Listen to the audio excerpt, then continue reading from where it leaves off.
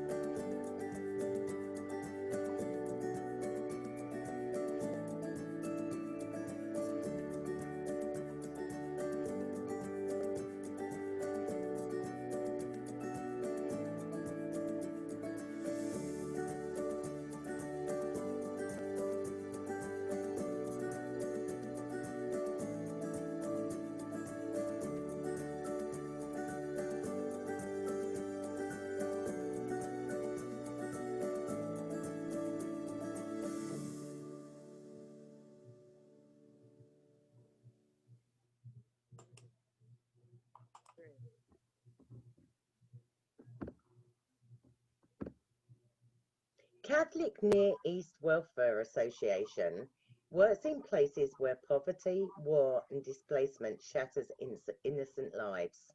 I have pleasure in welcoming Leslie Dalton of Catholic Near East. Welcome, Leslie. Thank you very much, Julie. Good morning. Good afternoon. Morning. Can you tell our federal workers about your programs? Yes, I can. First of all, thank you to the CFC for making these very important meetings possible, and to the donors, God bless you for coming to these meetings with open hearts. Your donations are indeed beginning to come into us, and they make all the difference in our work. We are struggling. We work in some very difficult areas of the world, and you are an enormous help to us. Thank you. Let me explain to you the instruments by which we work in the countries we serve. We're in over a dozen countries. We work through the local churches in those countries. It is the church, the local church, and the local people who decide what their greatest needs are. They also decide the way in which they want to approach them, the solutions. Then they come to us, and it is our job to come in and make their projects possible. We find the know-how, we find the funding, which is very often through our donors. We also find the people who are necessary, engineers, doctors, nurses, psychologists, teachers, whatever the project needs, it is up to us to find. And in this way, we serve the countries we work in. Most of the countries we work in are not Christian countries. We are a minority, but that doesn't matter. We're not concerned with the creeds of the countries in which we work. We are concerned with the country's needs and the people's needs. And what has been the impact of COVID, and how has it affected your programs? It's made everything so much more complex and so much difficulty. You know, the people were suffering before COVID, and now that there is COVID, it's like a perfect storm. It's just exacerbated everything. Let's take Ethiopia. We work in Ethiopia. We are a minority in Ethiopia as Christians, but we have the second largest school system there. And we very often work with the remote areas. The remote areas need catching up. You don't want to split a country in two by having the urban areas all educated and thriving and the remote areas falling behind. So we go to the remote areas and we educate the children there.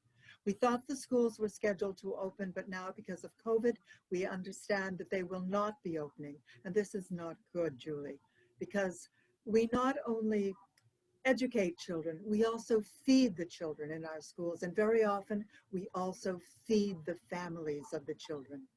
And therefore, food shortages should become a reality, could become a reality, I should say, in Ethiopia. We also serve Ethiopia long-term in that many of the children we educate decide to follow in the footsteps of their mentors, the priests and the nuns, and they want to become seminarians and sisters. And may I say, if there's anybody out there who would like to sponsor a new seminarian or a new sister for Ethiopia, that is possible. As COVID begins to wane, do contact us, and we can talk about it and see if you would like to do that. Well, thank you. Can you tell us a personal story about one of the recipients your organization has helped? Yes. The countries where we work are very troubled, as you know, so many of these stories are not very happy, but this story has a very happy ending, although it's a difficult story. We work in Syria, and of course Syria has been bombarded for over 10 years, and the people have truly suffered. There was a little girl by the name of Rula living with her parents. She was only 6 years old, and the parents, in order to protect her, put her away in a room. They fed her, of course, but they kept her away from the windows and doors because the windows and doors were receiving flying glass and everything that was happening there as a result of the bombardments. So little Rula was in a room by herself for months. She was fed, of course, and the parents visited her, but the trauma of the bombardments began to take a toll, and she slowly began to really lose her focus, lose her mind, and her parents were also terribly stressed. The neighbors realized what was happening, and they went to the local church. The local church brought both the parents and Rula to us. We kept Rula in a clinic where we counseled her. Her parents visited her on a regular basis. We also, away from the child, counseled the parents. And over a period of time, they all came back to normalcy. They are now back in their own apartment, and they are living there together more happily, and they are not alone anymore. The church is there, and we as a clinic are always at hand for whatever they need. So What an that's awesome one story of thousands. Well, thank you, Leslie, for being with us today and telling your story to the federal workers. Thank you, Julie, for making it possible. Thank you to the CFC.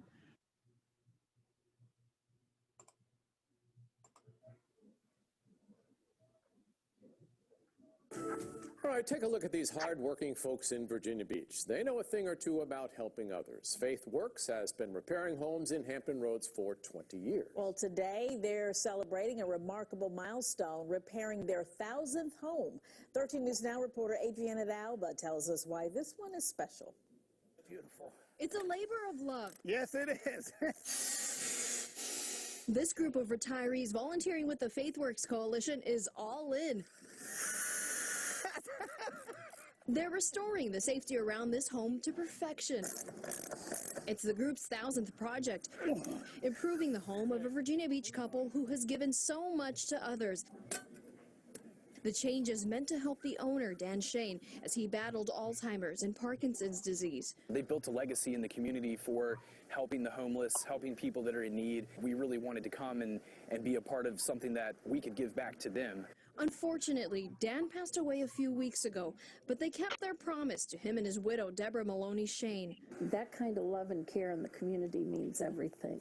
Everything during a time where she feels she's lost her world. To just receive this generosity is just so heartwarming at a time when my heart is grieving. The loud machinery helps drown out the silence in the home. It's a quiet time she's still struggling to get used to. We adored each other. You know, he thought I hung the moon and I thought he hung the stars. For years, she and her husband gave so much to others. Now, the help has made its way to her front steps. So have the yellow butterflies that have suddenly kept appearing in her front yard and in gifts, something she believes is a signal from Dan. Sometimes you hang on to whatever you can hang on to, you know. In Virginia Beach, Adriana D'Alba, 13 News Now.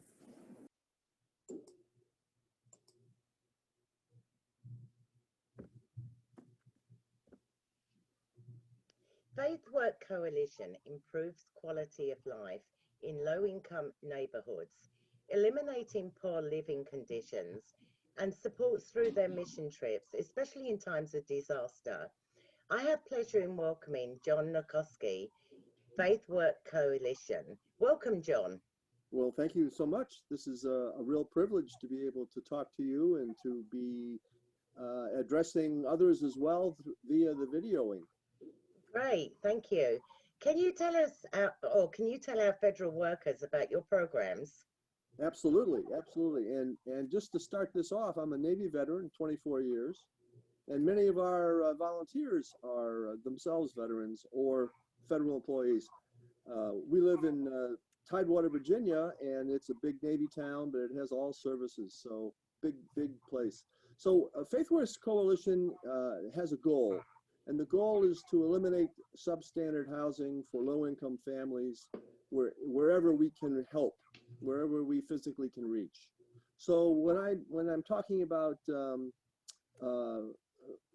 way we categorize our work is warm, safe, and dry repairs. So we don't do cosmetic things, so to speak. We don't normally paint, for example, but we repair floors and doors, windows and ramps and porches and holes in the roof. And we team with people who will help us with HVAC, electrical and plumbing issues. So predominantly structural, but we're always open to anything. And we do only support low-income homeowners. We don't work on rental property that somebody else is getting, that someone else owns, and therefore should be taking care of those repairs. Wonderful, and thank you for your service, John. Yes, ma'am. What has been the impact of COVID, and how has it affected your programs? Well, COVID, like a lot of organizations, has been hit financially by people who simply can't do the donations they might otherwise do. And that's been one impact for us as well. The other part of our work, though, that and where COVID has impacted us is that we do work both inside and outside the homes. So the impact for us is that we haven't been doing any work inside homes unless it's an absolute emergency. So when we're talking about outside work, we're talking about wheelchair ramps, we're talking about repairing porches and doors and replacing windows and roof leaks and things of that nature. And those are and the other thing that's happened is we haven't had any disaster relief because this year, normally our disaster relief is involved with a church where we have a place to stay. We were going to go to Ocracoke, which got flooded out last year, or the year before, 2019. But that was canceled because there was no place to stay safely. Yeah, and safety is a concern at the moment. Concern, yes. Yeah. So can you tell us a personal story about one of your recipients that you've helped? Be happy to. The story I'd like to share is one that's near and dear to me because it's a military spouse and husband. This couple, and the husband is unfortunately deceased, but this couple served in the Army, got out of the Army, bought their land in rural Chesapeake, Virginia, and built their dream home. And I would add to you that they elevated the home. It was on a crawl space, so the base home was at least 2.5 feet off the ground. And then Hurricane Matthew came, and that's back in 2016, sorry, check my notes, October 2016. And the house received 18 inches of water in the house. So that's above the crawl space into the house. We had to take out almost all of the drywall. We had to, and there was mold issues that followed the storm. So we had to replace the cabinets. We basically stripped the home down to the studs and rebuilt the home, including the floor. And the woman, the husband is now deceased. The woman lives in the garage of her home with her dog because she didn't want to leave the property. So the smile on her face, the gratitude in her response to us when we were finished, and it took us a long time to work because we mainly worked just on Saturdays, was just incredible and very heartwarming. And very gratifying. Very gratifying, absolutely. Yeah.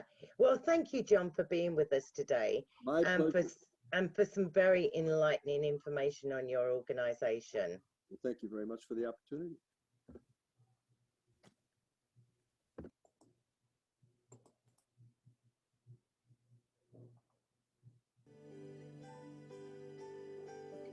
Each year, Orphan Children's Fund sponsors the basic needs of thousands of orphan and impoverished children. This includes assistance with food, education, basic medical needs, and medical visas to the U.S. for emergency care. Each year, we lead short-term youth and adult mission trips to orphanages in Nicaragua and Ukraine.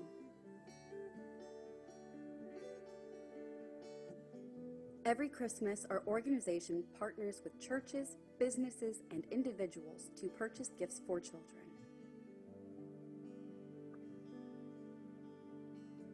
We also run a hosting program that allows orphan children the opportunity to travel to the U.S. The goals are sponsorship and adoption. In 19 years, hundreds of children have been adopted. Please join us and make a difference in changing the life of one child at a time.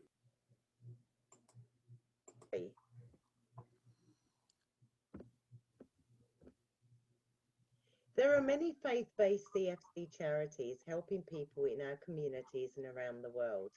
Your gift through the CFC can help individuals improve their spiritual and emotional well-being.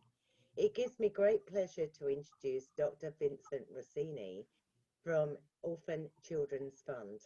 To find out more, visit their website, Frontier Horizon in Virginia Beach. Welcome, Vincent. Hi, thanks for having me. It's a pleasure to have you. What are the Orphan Children Fund's main programs? So we've got 4 different programs. We work with orphan kids in foreign countries. We work in Colombia, Ukraine, and Nicaragua. And the first program is a hosting program where the kids come over. They spend some time with the family that hosts them, U.S. family. And then there's a possibility for long-term sponsorship or adoption. And it's had a tremendous impact over the past 20 years. We had our first program in 2000, and we've been doing it for 20 years now. So about 1,300 kids have been hosted in the past 20 years, and 949 have been adopted. It's a pretty good adoption rate. The second program is a short-term mission trips where either a college or a church or work group or an individual can go overseas and do a short-term mission trip, do some work with orphan kids over there. So it could be activity trip where they just take them to the beach, to the movies. Could be a medical mission trip. We're working with the community. It could be a construction trip where they're building something, building a clinic, painting a clinic or whatever, something like that. The third program is a Christmas Wish program, which is going on right now, where we have, you go online, you can get some digital tags, you can donate $25 to $50, and then we take the kids out to the marketplace to buy the gifts. As you can imagine, that would be quite an event for an orphan kid that's never really had a Christmas to have some kind of something special like that. And then the final program is self-sufficiency projects where, well, for example, we have Nicaragua. We have the farming project is right on the grounds of the orphanage where the kids work in the actual farm. They grow all kinds of vegetables, plantains, tomatoes, papaya, all kinds of fruit and vegetables. And then some of the food is used at the orphanage to supplement the diet, but then some of it is sold in the local community. So the kids learn agricultural skills and business skills. So it's really beneficial for them when they leave the orphanage. And then the other program is in Ukraine is very similar. It's a organic greenhouse project that can be used all year round because of the cold winter in Ukraine. So those are the 4 projects that we work with Frontier Horizon, with Orphan Children's Fund. And how has COVID affected the children and the people you work with? Well, obviously, the first two programs have been tremendously affected. You know, you had the hosting program has been canceled. We had a spring program. The kids had their visas, everything all set to go, and then the program was canceled. So they were crushed. The kids were crushed, and the families were crushed. And then the summer and the winter program was canceled, and then all the short-term missions programs were canceled. Hopefully, the Christmas Wish program is going on right now, so hopefully that will still be good. And the self-sufficiency program went on as normal. Good, good. Can you tell us a personal story about one of the children your organization has helped? Sure. One of my favorite stories is the story of Galina. So it's an incredible story. So I was walking along in 1999, 21 years ago, I was walking along the street in Ukraine. I met this kid that has severe burn, really bad burn on her skin. Her head was just completely bald. Took her to the doctor there. They couldn't do anything. Tried to get a visa. Was all in the process, ready to get a visa. Could not get the visa. I mean, because we could not find her. 9 years pass, and I'm back in Ukraine. And this woman asks me about a girl with a burn. And I said, well, show me who she is. Show me a picture. It was her, 11 years old. She was 2 when I met her. 9 years later, she was like 11 years old. I met her. Needless to say, it worked out. I brought her here. She got treatment 2 or 3 times. Met a family. The family adopted her. And today she's living in San Diego, married to a guy in the Navy with a child. Amazing story. Chills. Yeah, it's an amazing story. Well, Vincent, thank you for interviewing with me today and for all you and your organization does. No problem. Thanks a lot for having me. Thank you to the organizations who were able to join us today. We are grateful for the work that you do within our communities, as well as the many other organizations part of the Combined Federal Campaign. It's been a pleasure working together to change the world. Show some love and be the face of change at givecfc.org.